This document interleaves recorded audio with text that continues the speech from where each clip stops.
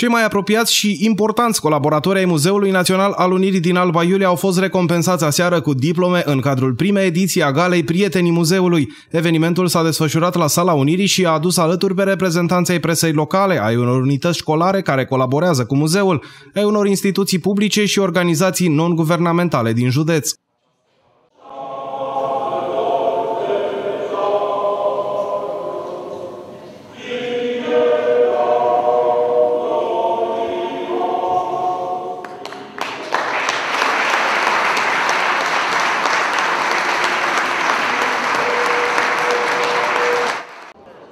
Responsabilii muzeului din reședința de județ speră ca evenimentul să poată fi organizat de acum în fiecare an și că acest moment să reprezinte modalitatea de apreciere a principalilor colaboratori ai instituției.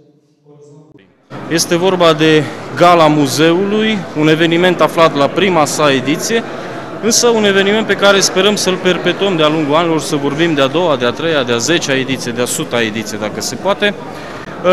Au fost multe premii acordate pentru colaboratorii noștri din învățământ preuniversitar, învățământ universitar, presei, deci celor din mass media, incluzând aici presă scrisă, TV, etc., instituțiilor cu care colaborăm.